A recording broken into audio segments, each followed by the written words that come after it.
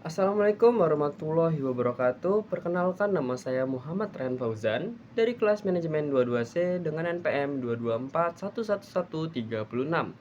Kali ini saya akan menjelaskan tentang resiko pasar. Resiko pasar adalah suatu resiko yang timbul karena menurunnya nilai suatu investasi karena pergerakan pada faktor-faktor pasar.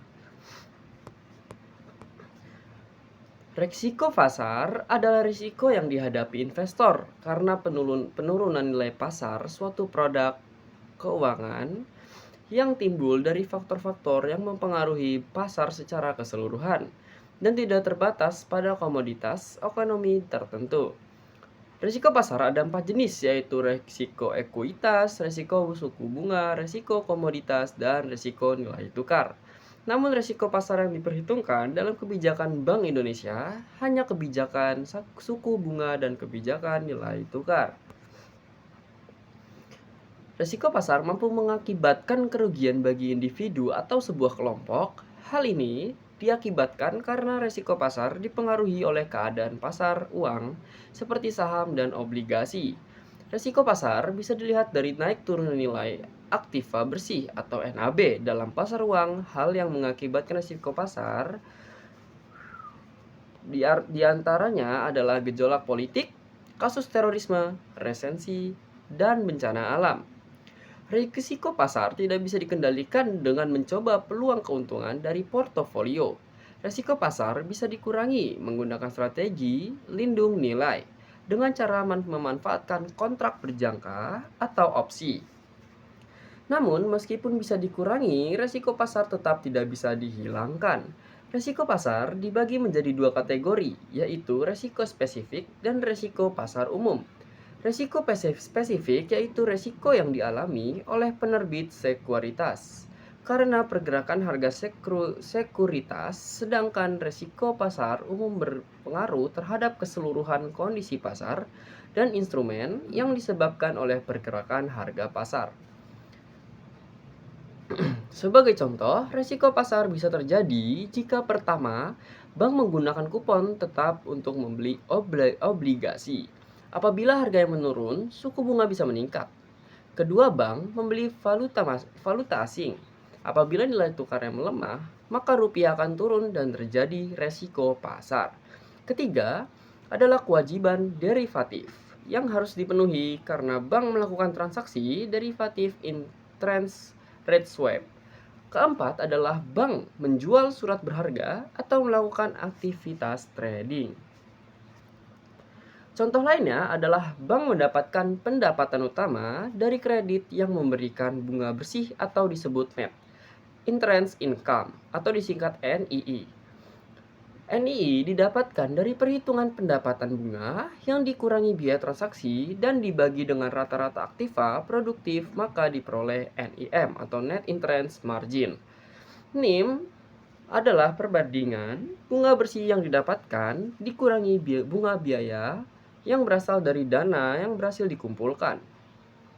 Semakin besar nilai NIM, maka semakin rendah pula resiko pasar. Maka, apabila nilai NIM semakin tinggi, pendapatan bunga terhadap aktiva produktif juga semakin besar. Sistem operasi bank pasti menimbulkan laba atau rugi yang disebabkan oleh perubahan faktor pasar, tetap berpotensi mengalami risiko pasar.